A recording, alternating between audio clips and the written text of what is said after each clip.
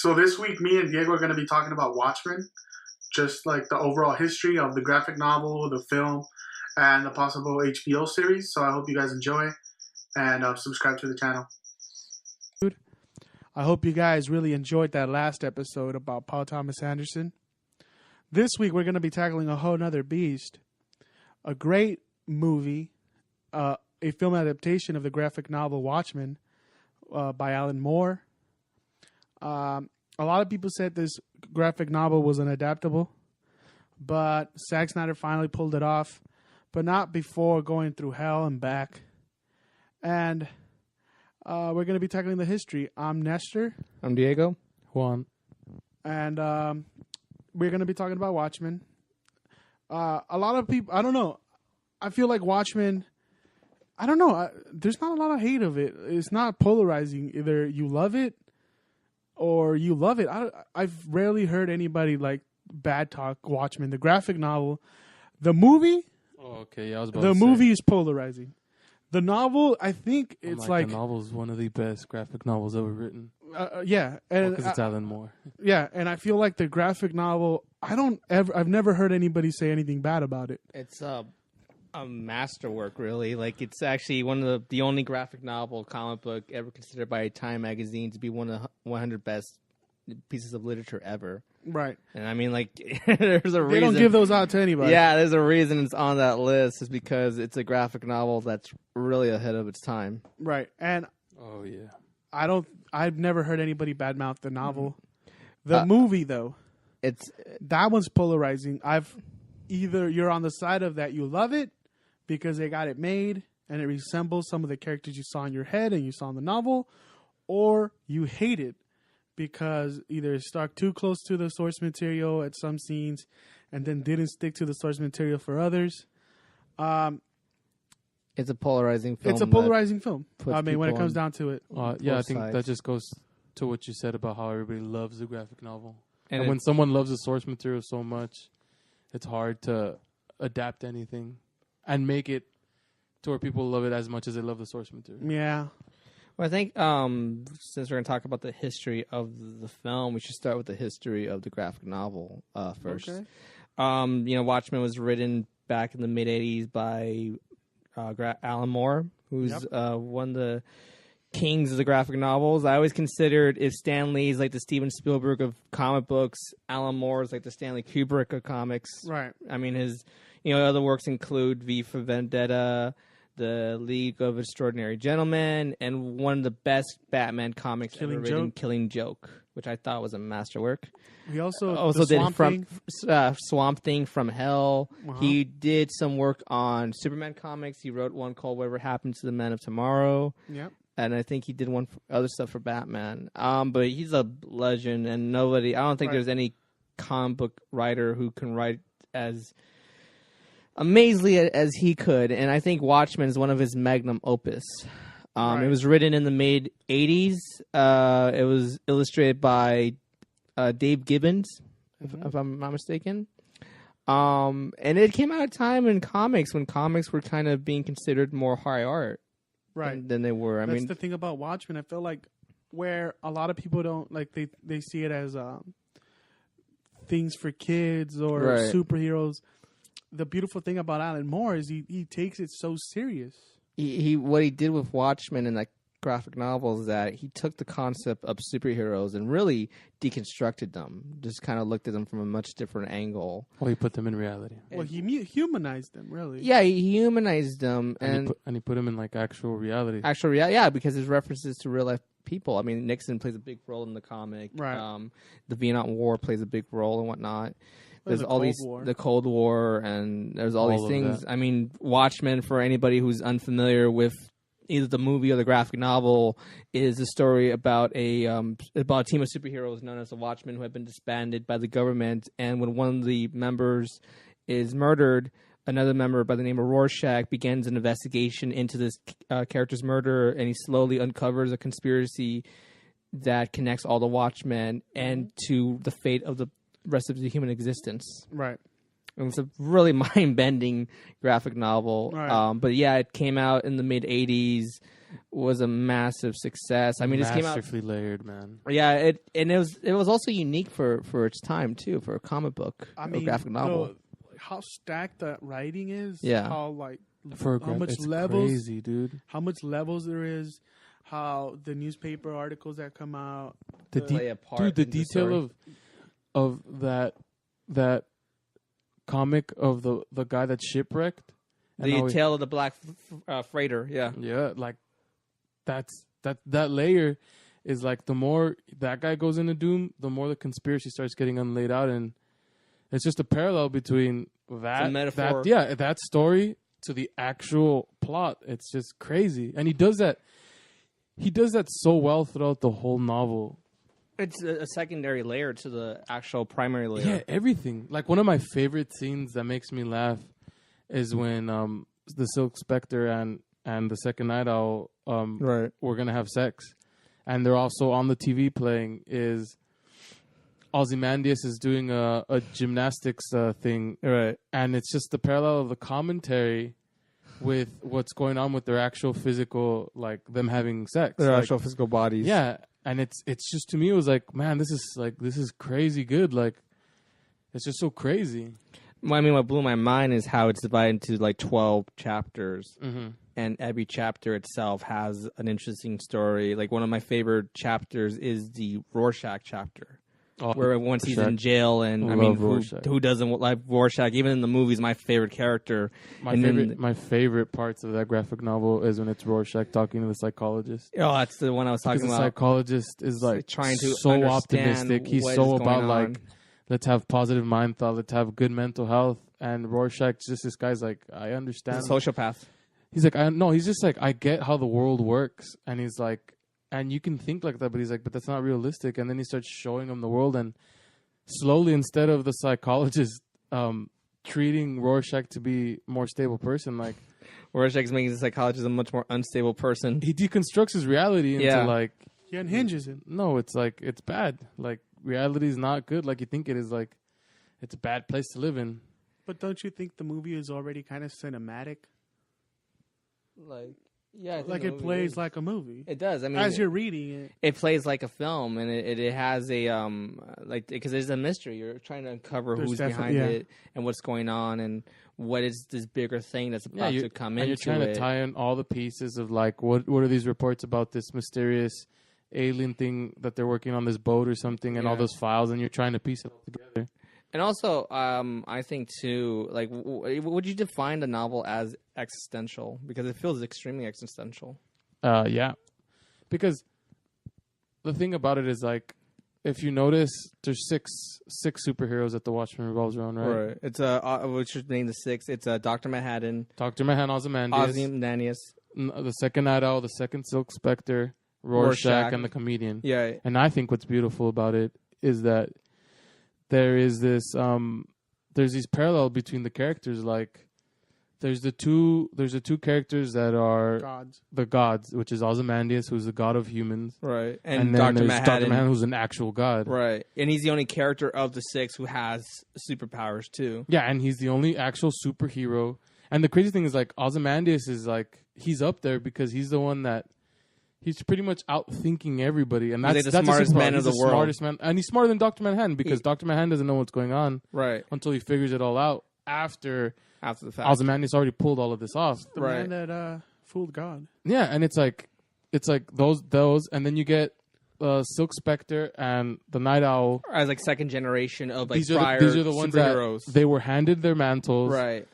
And One volunteer, while the other one was kind of forced into it. Yeah. Well, they were both like forced into it because it's like they were the apprentice of the original. Right. One because she's the daughter. Right. The other one is because he was a big fan and like he had money. And there are also two people that are looked upon as like they don't deserve their mantles at all. The comedian and Rorschach. No.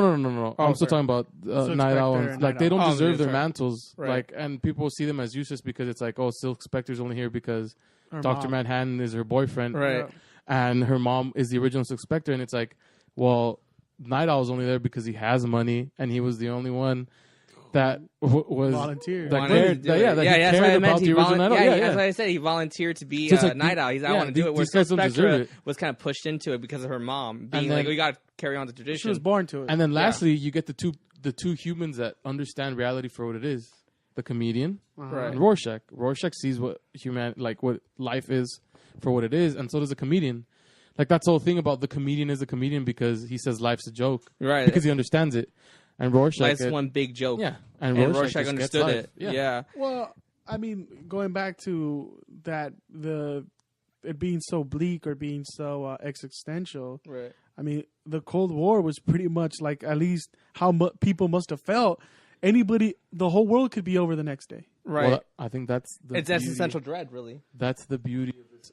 That's the beauty of this novel. Right. Is that the Cold War is a fight between two parallel powers that are exactly the same. Yeah.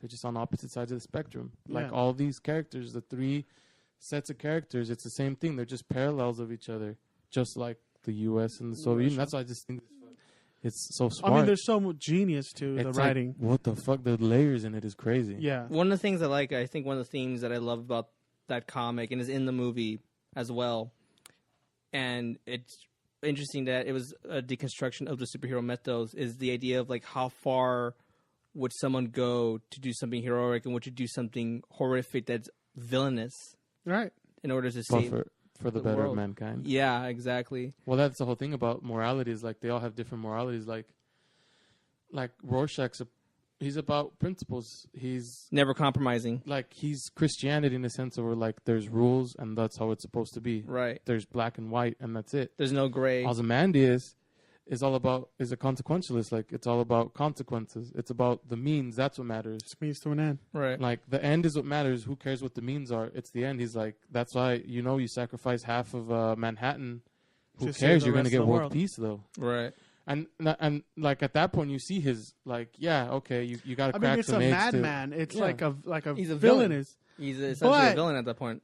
But if he actually gets world peace, He's a hero too. he's also a hero. That's what I loved about it, is the idea of like how far, like it really pushes the level of what it is to be a superhero. Well, that's why the two gods get it. Right. Ozymandias gets it. It's like this is the best thing for humanity. As like a necessary evil. Manhattan gets it. He's like, yo, he's right. That's why he's like he has to kill Rorschach Because Rorschach was going to tell because everybody. well he ends up doing it anyways. But yeah, it's like no, like he's right.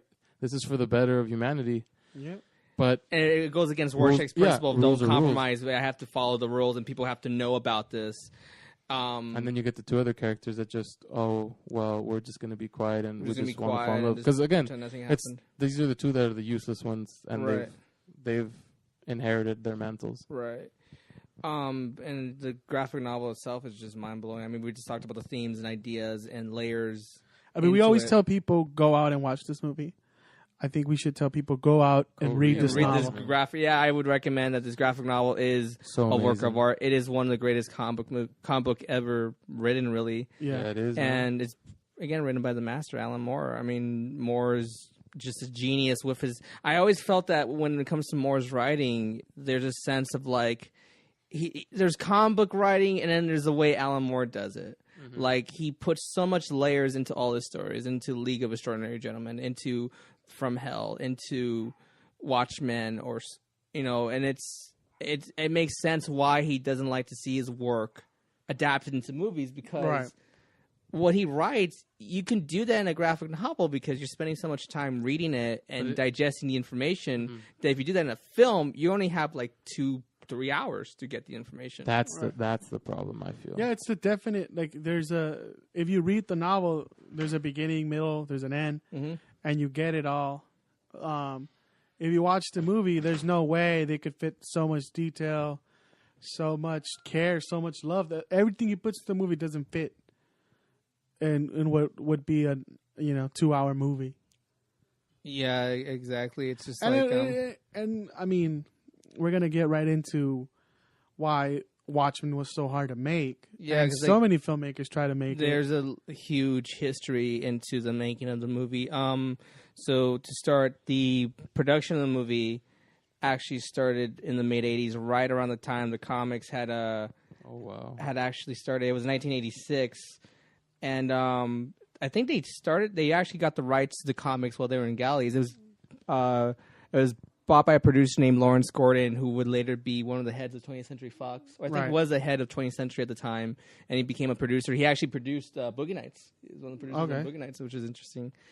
And 20th Century was going to produce it, and Joe Silver, who was, I think, hot off of Commando, was going to be the main producer on the movie. Joe Silver doesn't direct. He produced Yeah, right. They had asked Alan Moore if he wanted to write the screenplay. Alan Moore obviously refused. Moore wasn't really a big fan of movies. his stuff getting. I mean, I think he liked movies, but he understand that his work in films don't really mix. You know, I think he just knew it straight out. Like, look, what I write is not.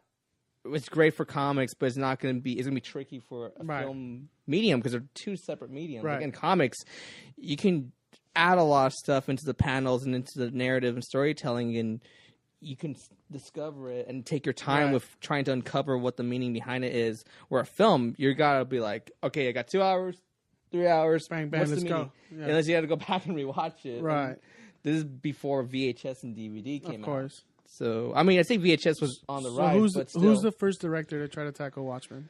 Well, the first director they got is Terry Gilliam. Now, Terry Gilliam, at this point, had just come off of Brazil.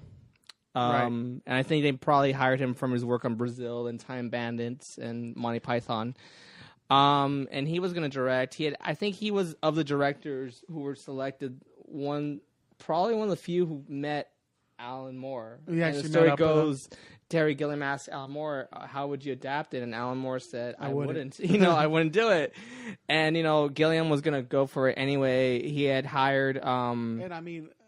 He had hired Sam at one point. Sam Hamm, who is a screenwriter who worked on Tim Burton's Batman, came on board to write the screenplay. Right. And he actually wrote a 124-page draft that changed the ending heavily. Oh. And I think the ending had more of a time paradox and an assassination element towards it. But Gilliam came on board. He wasn't happy with Hamm's script. He brought a friend of his, Charles McLewan. I'm mispronouncing this guy's name, but he was one of the co-writers on Brazil to rewrite the script with him, along with Warren Starrin, who also worked on Batman. And they were going to go into filming in Pinewood Studios, and the cast that they wanted originally included Robin Williams as Rorschach. Whoa. Kevin Costner as Night Owl, Gary Busey as a comedian, either Jamie Lee Curtis or Sigourney Weaver as Silk Spectra, and Silver wanted Arnold Schwarzenegger as Dr. Manhattan. Oh my God. Let's just wonder how that would have been. Wow. But they... it would have been a 90s movie for sure. Right. But what happened, though, the reason why this film never got made was that Terry Gilliam at the time had made a movie called The Adventures of Baron Can't pronounce his name, I'm sorry. He had made a movie called The Adventures of Baron Munchausen. Thank you. Terry Gilliam's also famous for having movies kind of fall out on him. Yeah, he's a very imaginative filmmaker, but a lot of his movies are very tricky to pull off and such. And I think one of his movies, master filmmaker, but it's just sometimes a lot of times he bites more than he can chew. Right, but that current project of his had gone over budget and wasn't a big hit at all. And Joe Silver had just done Die Hard 2, which even though that was a hit, it went over budget. And they were like, we can't give our money to guys whose movies go over budget. So they wanted like $100 million, I think, for their budget, and they only got like 25 million. And they were trying to make it in '86. Like 86, like late. So like, the first Batman still hadn't even come out. So no, the Batman had come out at this point. The first one? Yeah, like because it took years to get it all set up. Okay, yeah, because I'm like, damn, superhero movies still hadn't even. No, I mean Batman had come out, so it was a big hit, and that kind of gave studios some confidence into Watchmen. But it was the fact that the guys involved had this background of like these expensive movies that go over budget and made them kind of like, I don't know. And they don't know if they can make. I mean, it's a tricky concept too. Concept. Very tricky concept. And Gilliam just decided to leave and like, I don't know if I can pull this off. I don't think I could pull it off. And then years later, when they tried it again, they asked Gilliam, "Hey, do you want to come back and direct?" And Gilliam's like, "Look, the only way I'll direct if I do it as a 5-hour miniseries." Which makes sense. I think that's the best way to do it. Yeah, it really is the best way to do it. And Imagine HBO gave the money they gave away for True Detective, which is like $3 million an episode, and a good director and a good writer like pick it up, and they do it justice. I think it would be one of the greatest miniseries. 12 chapters, 12 episodes. Yeah, it's a season, a full season. Yeah, it's so amazing that it'd be, because I think you need every single little bit of detail to make it work. Right. That's one of my tiffs with like Zack Snyder's, is that he changed the ending, and that's what I don't like. Which we'll get to that in a bit when we get to Snyder's take. Right. But I think a series would have been better. No, I believe it would have been better if they'd done it as a miniseries and whatnot. So in the 90s, it didn't really go anywhere. There was an attempt to try to make it as as another movie, and it wasn't until 2001 when David Hayter came on board to try to rewrite the screenplay. Now, David Hayter, for anybody who doesn't know, was actually one of the screenwriters on X-Men. Okay. On the first X-Men for Bryan Singer. Cool. Yeah, Bryan Singer. And he also worked with Bryan Singer on X2. Okay. And for anybody who's a massive video game player, he is the voice of Solid Snake in the Metal Gear series. Oh, that's fucking cool. The Metal Gear Solid series. So basically, Hayter... He's solid. Solid Snake co-wrote the Watchmen movie, which is kind of awesome. And Hayter was a massive fan of Watchmen. He loved the comic. It was kind of like a passion project for him. For sure. And he was assigned to write the script. And the director they got this time around to take over Terry Gilliam was Darren Aronofsky.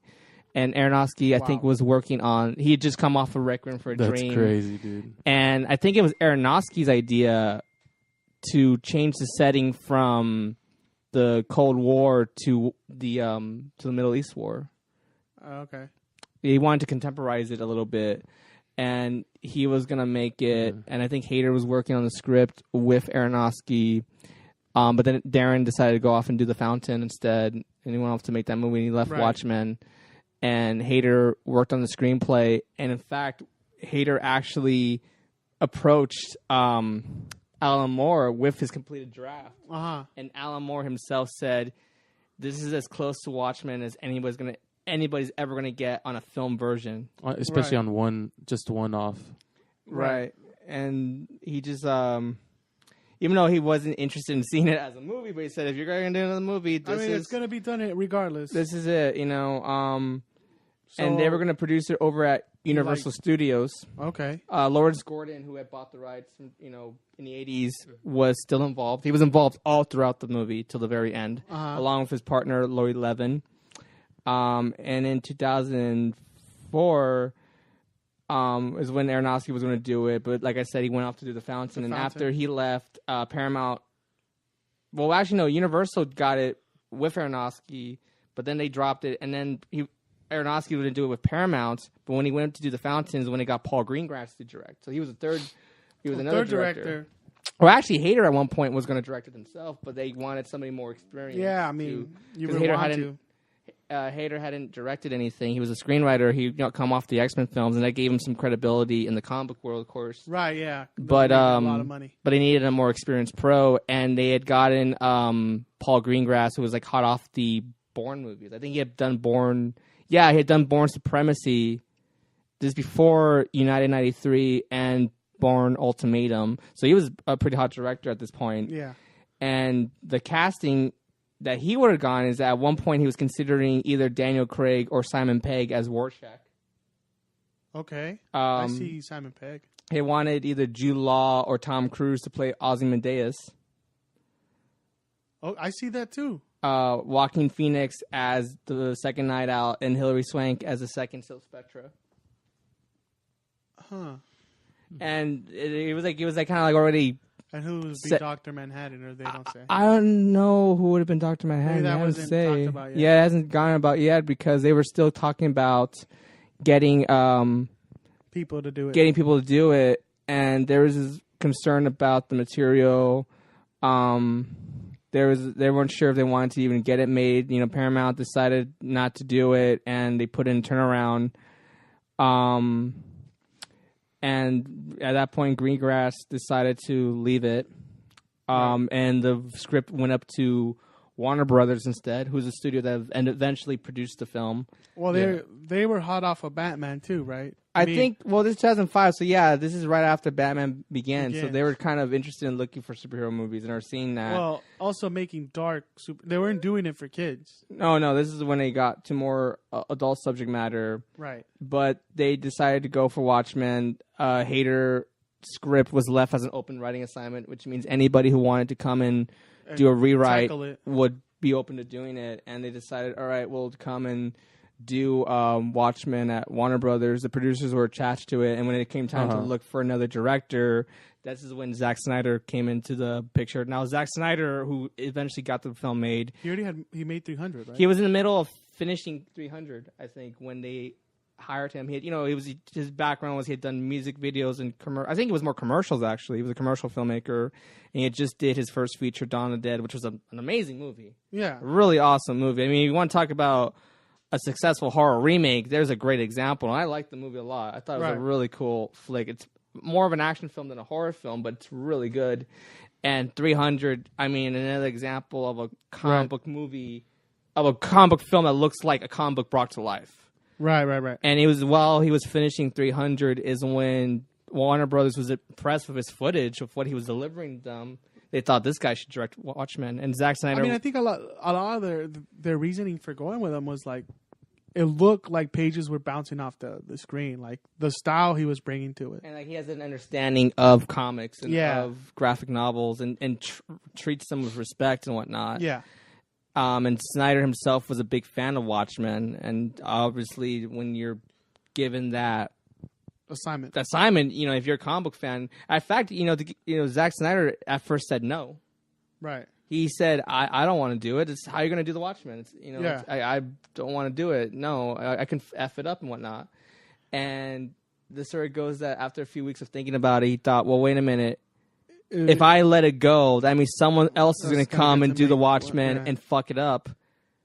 If I do it, I could try to do it. I could try to do the best I can, and I'll deliver it to the best I can. If I fuck up, I fuck up rather than someone else doing it. But at least I know I tried my best. So with that, he decided. He approached it as a fan. Like as a fan, he did it. He was precious to the work. The work was precious to him, and he didn't want to see anybody else.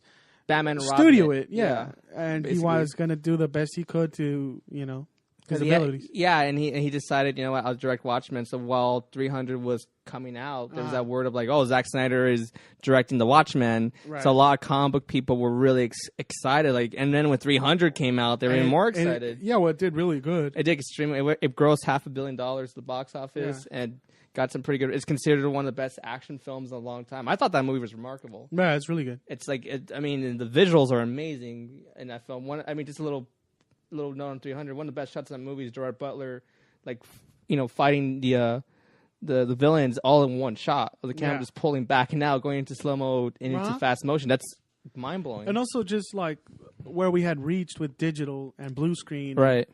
How far technology had come to be able to pull that off, because they didn't have any of that technology when they were trying to do it in the 80s and 90s. There was no way. It would have looked campy. It would have. Yeah, I mean, if they had gone with Arnold Schwarzenegger as Dr. Manhattan, they would have painted it, him blue, and he'd be like, maybe like he'd glow like some Tron. Yeah, it just would have. I think that's another reason why that movie never got made, because it was just like, how the hell can we do it with what we had? And even because then you got an Austrian guy with the Austrian accent. Yeah, exactly. Right. And from when Zack Snyder made it till now, technology there's still even been more advances. So, I mean, down the road, I feel like someone's gonna make Watchmen and make a great Watchmen. Right. So what happened with Snyder is that Snyder came on board as director. They had hired a writer named let me look for the name, Alice Tiz to write the screenplay, and he used elements of David Hayter's draft into his own draft. So when it got to this final screenwriting credit, even though Alex Tiz was the on-set writer, he used a still lot of gave- Hader's elements into the They script. gave him story credit. Yeah, they gave him screenplay credit. So a lot of what was Hader's original draft made it into the final film, Right. actually. So and Hader even said that he came onto the set, met with Zack Snyder, and saw the movie and liked it a lot. So basically, Zack Snyder came on to direct, and when 300 became this massive success, Right. Zack Snyder had a lot of creative control. Yeah. Like suddenly, it's like, I mean, it could have been just an assignment film where they forced him to make a movie Right, they right. wanted to make, but because 300 was So big. a big film, and they were like, he has a lot of clout at this point. He said, because he was the one who said, look, we can't set it contemporary day. We can't do war in Iraq. We got to do it in the Cold War. Yeah. We got to bring Nixon back. We got to do it as close to comics as you can possibly can. I mean, there's panels, That where he recreates shots. He recreated panels. Yeah, I mean, that's like a It's like recreation. shot for shot. Yeah. And he went off and started making the movie. He used the graphic novel as inspiration. He actually had everybody on the crew, and I even think some of the cast have to have their own graphic novels Right. on set. That became the Bible, basically. Yeah, yeah. He designed his storyboards based off the graphic novels. He used films like Seven and Taxi Driver, and I even think the '89 Batman as inspirations for the visual look of that movie. Right. I mean, that movie looks amazing. Yeah. And it's funny because after 300, you assume he'll probably green screen the whole movie, but he uses a lot of sets. He actually went up to Vancouver and built tons of sets and built a backlot of New York City that looks really well designed. It looks gritty and invokes the comic very well. And the color scheme of that movie uses a lot of pop art type of colors, Right. which was in the comic, because the comic had a lot of these variety of colors that really popped out and whatnot. And when it came time to casting the movie, obviously there's a sense of like, oh, maybe he's going to get like A-listers to play Right. the roles or movie stars, but instead he got a lot of like Virtually unknown, some known, but some nobody known, but big. Nobody big. I mean, you got Billy Crudup to play Dr. Manhattan, and he was Uh-huh. known from Almost Famous Big fish. and Big Fish. He got Patrick Wilson from Little Child, who later became the star of the Insidious movies. Yeah.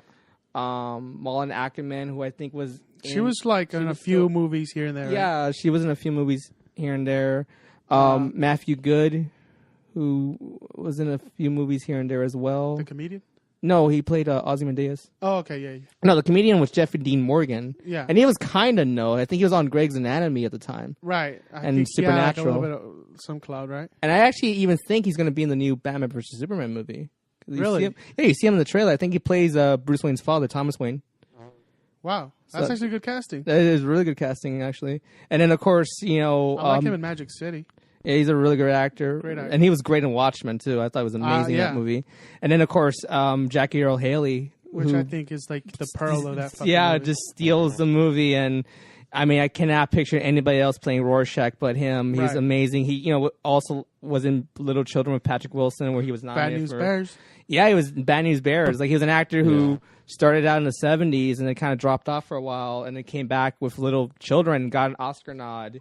And he was kind of known. I even heard of the 6 main actors, he was the one who actually read the graphic novel before he got cast in the movie. Right. So he was familiar with the characters. We was familiar with the And with the source material. and he just did such an incredible job. And that performance, I even remembered seeing that performance and thinking, man, this guy should get an Oscar nod. Yeah. I just thought he was such an incredible. He was hands down of the 6 characters my favorite, even though Rorschach was already my favorite in the graphic novel. Right. Like, I just saw his performance. I just liked his It was character. a it was lot. great, and he got a resurgence. After that, he got Freddy, Yeah, and he got a few more roles. Shutter Island. Shutter Island. Shutter Island. Yeah. Yeah, he was amazing. But yeah, it's just amazing that Zack Snyder actually just said, I want to go with respectable name and talented actors, Right. in a big studio superhero movie. Yeah. They could have said, no, go with George Clooney or Brad Pitt, but they're like, I want to get these good. But I Yeah. thought that was pretty ballsy. He went that way. I mean, he even like before 300, Gerard Butler was technically unknown. He was an unknown, yeah. I mean, unless you had seen Dracula 2000 or the Phantoms of the Paradise movie, no one really know who Gerard Butler. That was like his breakthrough, I guess. His Wow. breakthrough. Yeah, Fassbender was. Fassbender's in that movie. Yeah, that was like that helped started up his career, and it is amazing that the studio allows Zack again because he had Right. the freedom, the control to do 300. way he wanted to Watchmen the way he wanted to do it. But that said, though, even though he had control, there was still a thing about running time, which I think maybe one of the reasons why a lot of fans were divided by that movie. Really? There's a bigger cut? There's a longer cut. He actually did, when the DVD came out, and we'll get to that actually, but talk about the production. So they made the movie. Right. A lot of real life sets, a lot of actual sets. They used a mixture of blue screens. To do Dr. Manhattan, they actually had they built a suit for Billy Crudup that had all these lights outside, and they rotoscoped his character to do the effect. And I think they did some effects on Rorschach and did some animation to get the Rorschach movements for his mask. Right. And I heard Patrick Wilson actually gained tons of weight to play the character of Night Owl. They took it serious, which is, I think it gives it credibility. I think that's why the movie's good or bad to whoever, but there's no. They didn't camp it up. No. They didn't. I mean, it could easily. There's nobody who took it. It's like, oh, I'm just doing a comic book movie, whatever. Yeah, everybody took it serious. But I think it's because of the comic book itself. Maybe. Yeah, the comic itself just had all this material that you have to. And when you're an actor, regardless of doing a comic book movie or even just or even an adaptation of a book, when you look at the characters and see how well fleshed out they are, right? You're gonna be like, I want to play that character. Yeah. So they shot the movie, I think in around 2007, 2008. It went into post-production for about a year. And the first trailer of that film, which is, I guess, a great way to get your movie promoted, was for the Dark. It was released when The Dark Knight came out. Yeah. I remember watching that. Awesome trailer. Yeah. That trailer is amazing. It had that great Smashing Pumpkins song. I remember the comedian going through the window. Yeah. I wish that song was in the movie. What Smashing Pumpkins song? It's The Beginning is the End is the Beginning, which, believe it or not, was part of the Batman and Robin soundtrack. And Zack Snyder, there's a different version of it. There's two versions. One that was on the Batman and Robin soundtrack, which is more was more faster. But the one that played in the trailer was more slower. And Zack Snyder said the reason he put it into the trailer was to redeem that song, because he actually thought the song was really good. Really good. And that song became very popular as a result of that trailer. And in fact, the book got more popularity when that trailer came out, because people were like, "Wait, one of the greatest graphic novels of all time. What's this? What's Watchmen?" To those who were unfamiliar with it, those who didn't know, right? So they went and got the book, and it got more popularity. And Dark Knight came out, and it was at a time when superhero films were definitely coming back hardcore. Definitely. They were just really coming at a rise. And Iron Man had probably been out. Iron Man came out the same summer, and then Incredible Hulk. So it's like, and Marvel was starting to kind of. That was the beginning. Well, I wouldn't say it's the beginning, but that's really when it's heated up. Yeah, it's starting out. And it was like, oh my God, comic movies are starting to take over. And what's interesting is that I think a lot of people who were unfamiliar with Watchmen. Yeah. Went to that movie to say, "Oh my God, there's going to be a big action extravaganza." It's the guy who directed 300 is going to do it. I think anybody who wasn't a fan of the comic thought that. People who were fans of the comic were like, "Oh boy, how are you going to pull this off?" So the movie came out in March of 2009. I took my friend, and at the end of it, he's like, "That movie was boring. They were all talking the whole time." He didn't even know what the movie was about. Right. He went based off the trailer. And I remember him at the end of the movie being bored, and I was like, that was amazing. Mm-hmm. But I think it turned a lot of people into the comic, and then there's a lot of people that definitely did go without knowing or having a clue what the hell the movie was about. Right. What was your experience seeing The Watchmen when it came out? When I went to go see it, I hadn't read the novel yet. But it's going staticky. So I'll get the microphone. That's fine. Okay. Yeah, so you had a polarizing experience. It's okay. When I saw the movie, I was hyped. I'll be honest, I actually saw the film before I even read the graphic novel. Right. And I just wanted the movie. I'll be honest, I love the movie. I remember when I first saw it, I actually remember opening night. I remember being in the theater opening night, and there were a couple people who didn't like it. Yeah. I think even a couple people left the theater like 5 minutes before the film even ended. Wow. I saw the movie, and this is at a time when I was like 18 when I saw this. Yeah, I was 18 years old. And it was at a time when I, was really into, when I sort of slowly got back into genre movies, was getting into horror movies and sci-fi movies and superhero movies. Right. And I used to think that there's genre movies and then there's art films. Like, there's art films where you do these artistic movies, and then there's genre movies where you do these fun stuff. Yeah. Watchmen was the first film I saw where I got the impression this feels like an art film and a genre film both collided. Done right.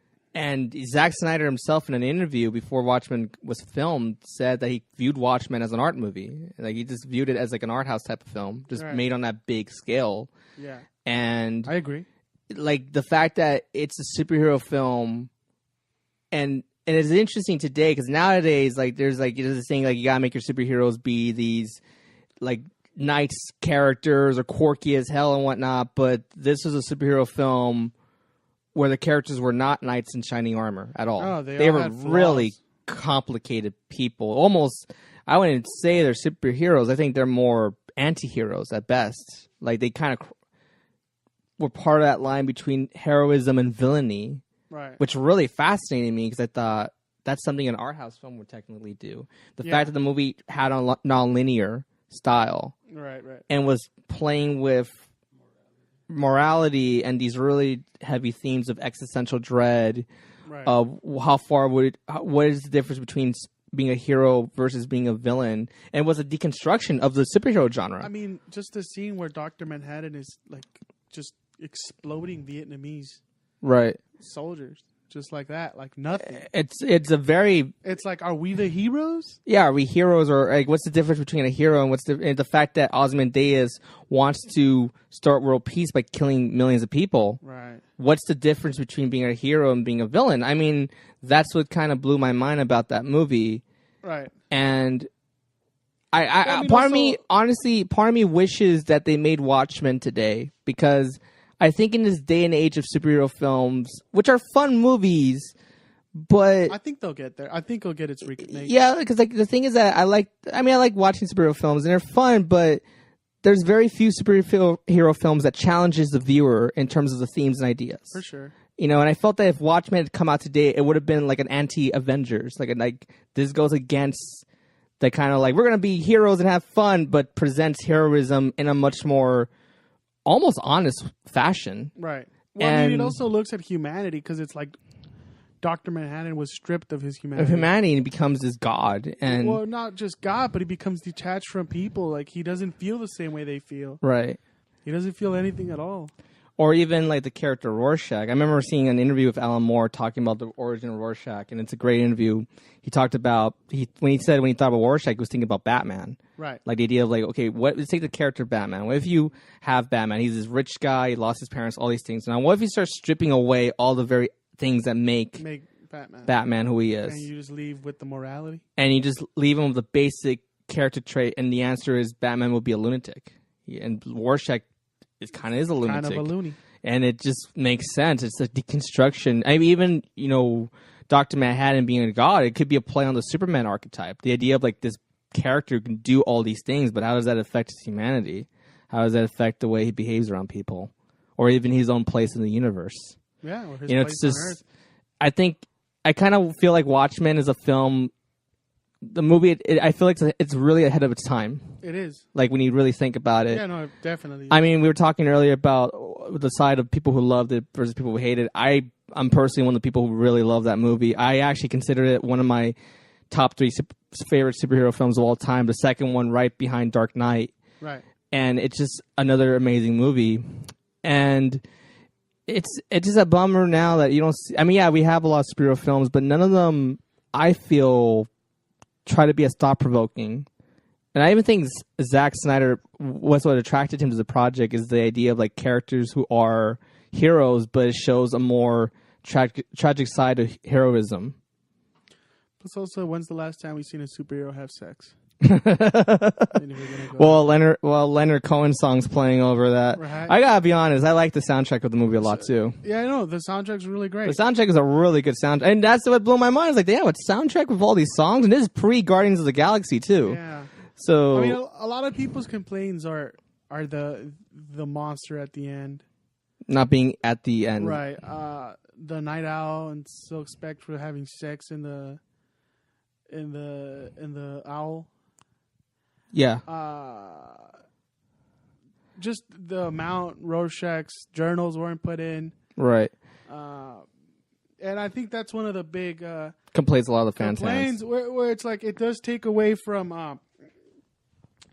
You want to add something?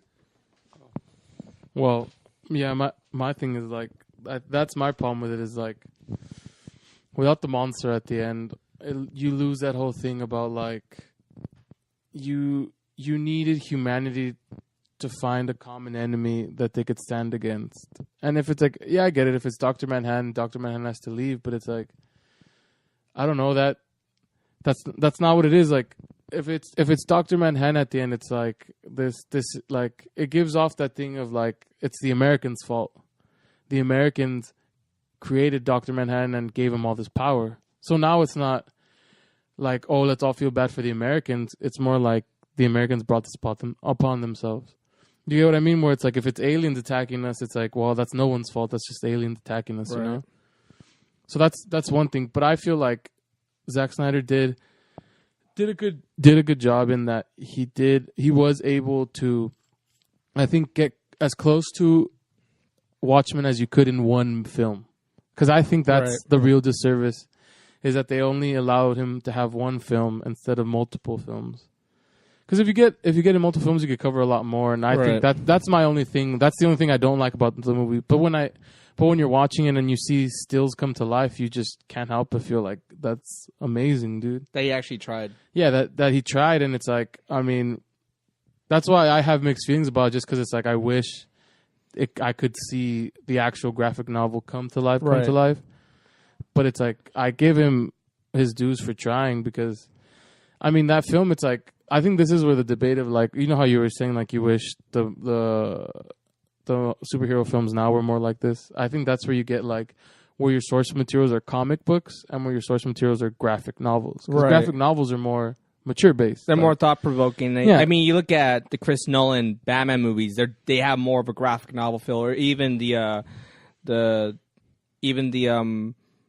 Bryan Singer like X-Men movies have a graphic novel feel, because they feel like they take their stuff serious. They kind of go like, we're gonna make we're making comic book movies, but there's a meaning towards it. Because comic books are more, they're more for children. They're more for kids. Right. They're more for like you see what Marvel's doing. They're for youth. They're like, for the youth. Marvel's gone that direction. Like we're gonna just go. Those are comic book movies. And once in a while you'll get like a graphic novel film like Captain America 2, which I felt had a graphic novel feel to an extent, but it's very rare nowadays that even in the way of superhero movies that you get a graphic novel, mature superhero movie. I mean, that's what interests me also in Watchmen when it first came out, was that it was R-rated. And I was like, whoa, they're doing an R-rated superhero movie. That's unheard of. I mean, I think the only time they ever done that was Blade in 98. Because everything else was... That's before they saw the great commercial aspect of like, hey, you could have toys now, you can have this. So you kind of need that to be geared more towards children to get that. So you can't really do R-rated super movies and then be as successful. But what's interesting, though, and you mentioned the whole idea of like graphic novel movies versus comic book movies, that going back to Zack Snyder not, thinking about what would happen if someone else did it. I mean, what if there was... Let's think of an alternate universe, even though the movie is set in an alternate universe, where Zack Snyder decided not to do Watchmen, and it got some other director. I don't think and that director would have been like, yeah, we'll make it not R-rated. We'll try to make the characters more marketable for children and whatnot.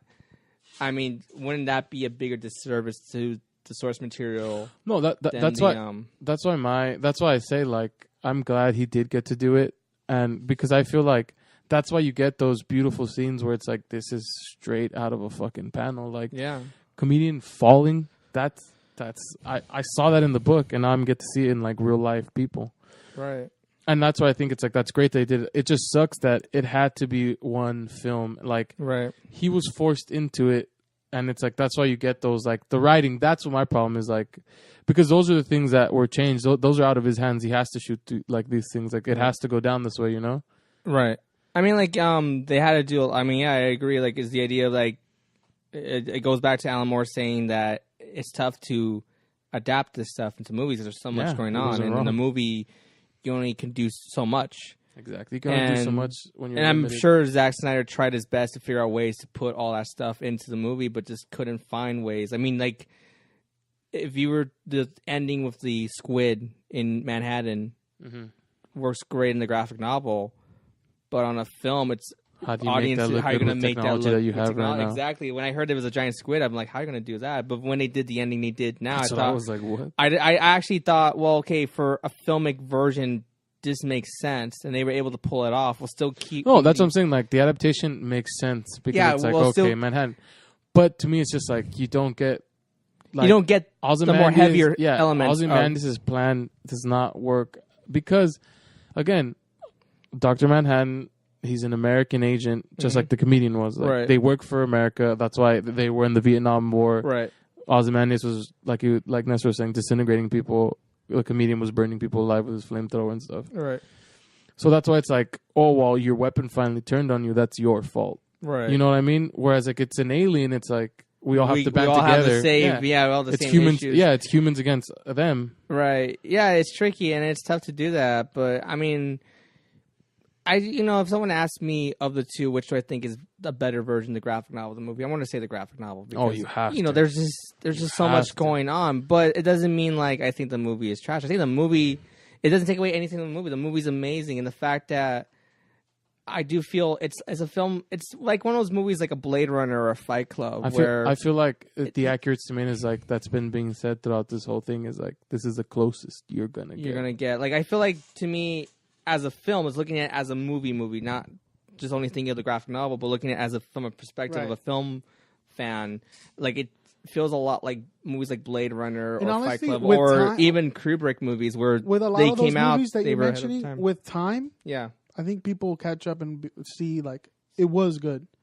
Do you sense that now with like even as age of like all these superhero movies? Do you sense that now? Like, wow, this is a movie that felt. I mean, I feel some different. that people feel are great are gonna turn into like they're gonna get dated, but some like Watchmen that didn't get the critical response that people should have given it. Right. They're gonna catch up and be like, "Whoa, this movie was actually pretty good." Yeah, it's actually it felt like I didn't look at it as It's ahead of its time. Yeah, I feel like with time they're gonna have to make it again or lose the rights. I feel Right. like someone will do it justice. Right. But I mean, you just have to admire the fact that somebody did their best.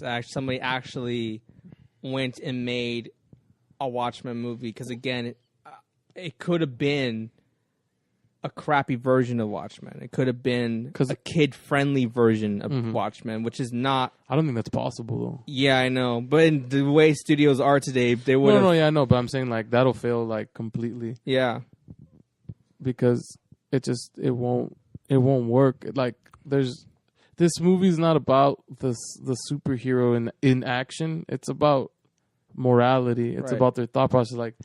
That's why one of the scenes about like because when they're talking about the comedian, it's like he gets life. The scene where he's in the bar and he kills a pregnant woman. Yeah. And then Dr. Manhattan's like, "You're a monster, dude. Like, why would you do that?" And he's like, "Yo, you're like basically a god. You could have stopped me if you wanted to, but you didn't. Right. That's on you." And it just goes to show, it's like, yeah, he's right. He's like.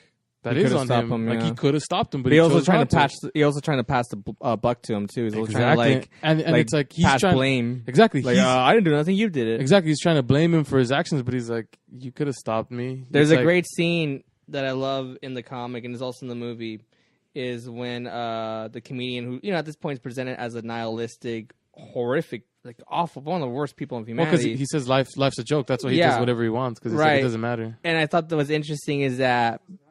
He's an anarchist, but what I thought was interesting is that when he goes to Morlock, I think was the villain's name.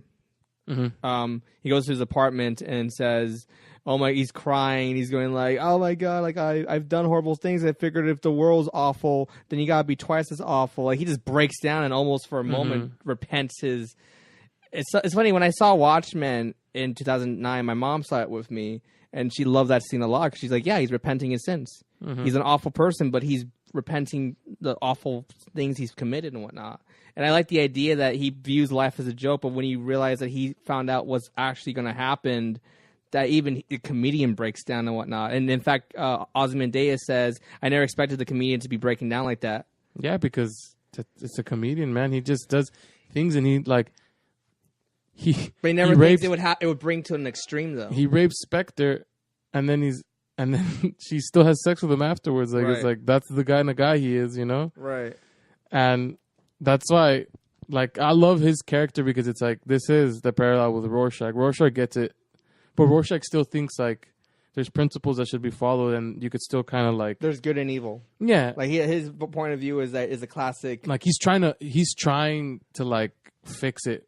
Like he's like, no, this isn't right. We got to stop this stuff. Let me ask you this question about Rorschach. This is what I love about the character, that he views the world as black and white, but yet when you see his actions and he does pretty bloody things, but in the name of justice, do you see him as the ultimate irony? Well, to me, it's like because he's almost doing very great things when you think about it.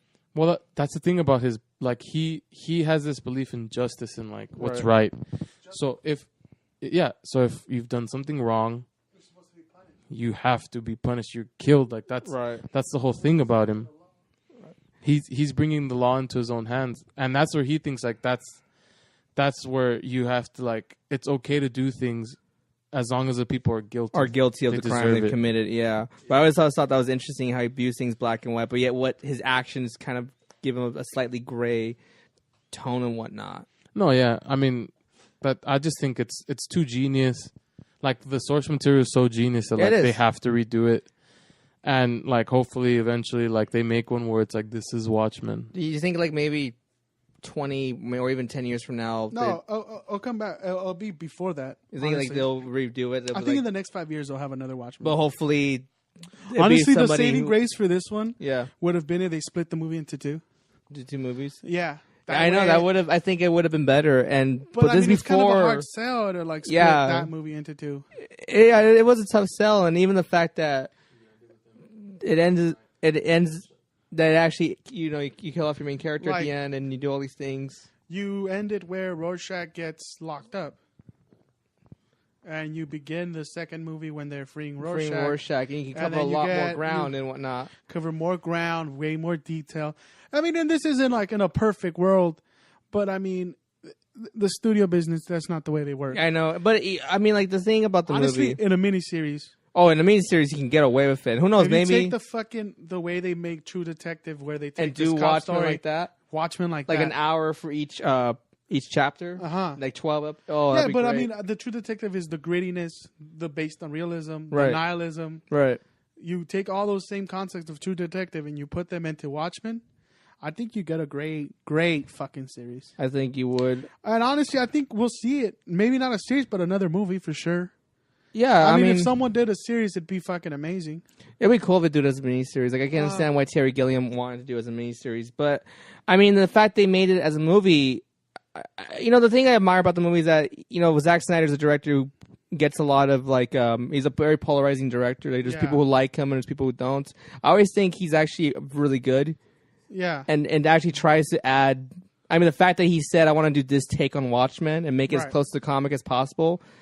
The fact that he went that way, that was pretty ballsy of him to have done that. It was, and it still wasn't before any of his flops and stuff. I mean, he took shit for Watchmen, but it's still one of his best movies. I think it's his masterpiece of his work. And now he's moving on and he's gonna do Batman vs Superman, and then after that he's taking over Justice League. This amazing. So we'll see. I mean, as far as superheroes go, and as far as comic book movies, he's regarded as one of the best. Yeah, I mean, like obviously Warner Brothers still respects what he has to say. Yeah, he still respects exactly. Like he's still making movies with them. I mean, the fact that they even allow him to do Batman versus Superman, and like, hey, you want to do Justice League next, and even the fact that Chris Nolan hired him to do Man of Steel. Yeah, like over these other directors because he saw Watchmen and thought this guy gets superheroes, and he gets I guess maybe he saw in Snyder a kindred spirit. Like here's another guy who's not looking at this stuff as comic book fluff. He's another guy like a Sam Raimi or he's taking it serious. Yeah, like he's like a Sam Raimi or a and he's also a fan. He's a fan. Like he's a massive fan of the comics and you have there's comic directors who just look at the material and like it's fluff, whatever. And then there's comic directors like Snyder, like Christopher Nolan, like Sam Raimi, like Bryan Singer, who look at it as like, no, there's something here. Yeah. There's something serious. There's something deep. If There's you a really, good story to be there's told. good for me. stories in this stuff, and if you really look underneath the comic bookiness of it, Right. there's something great. And I think Watchmen to me is a great example of a film that was ahead of its time. Yeah. That- and I think people will see that. Yeah, look, I think 20 years from now, when people look back at the superhero craze, because right now we're in this craze of superhero films, We're in the middle of it. and whether it continues or even if it dies out, Right. like any other, like the Western or indie film of the 90s, Right. You I know, think when they look back at it, Watchmen's going to be one of the best superhero movies where that they come out of say, this you know what, this is actually a last legitimately 20 great years, movie. 20, 15 years. Because, and here's the reason why I like Watchmen, and here's like probably the main reason. Unlike most comic book movies, even comic book movies that come out today, yeah, Watchmen had something to say. I had something to say. Like, it just had something to say. And I you think know, that's a good place to stop. Yeah. There's nothing else you want to add? Besides that, I mean, obviously we'd all choose the novel over Yes. the movie. That doesn't take anything away from the movie. Even everybody feels like it's the best anybody could have done. The source material was so dense, and there was so much to be told that it was going to be virtually impossible to do it in 1-2 hour movie. So, I mean, for what it is, as a Watchmen fan and as a fan of Alan Moore, it's great. Or even as a fan of superhero films In general. Yeah. Will we like to see it done again? Sure. Would we like to see a version that's, Closer to the comic? closer to the comic? Yes.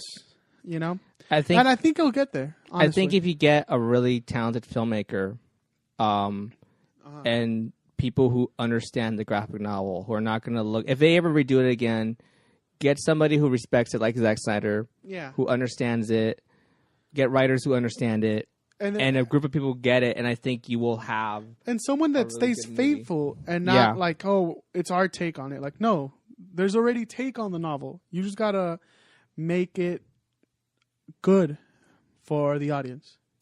Exactly. You know what I mean? Like, you don't need to put your own perspective. You don't need to change characters around. Like, the characters are there. Like, everything's so perfect. And the novel plays so cinematic. Like you don't really need to, like, change anybody or... Right. You know what I mean? And I think that's where we need to stop. I Right. think... I hope everybody liked this episode. I mean, it's a great, Watchmen is a great movie. Go read Anybody the who novel. hasn't seen it, watch it. Go Anybody watch the hasn't movie. watched or hasn't read the graphic novel, read the graphic novel. It's a work of genius. Yeah.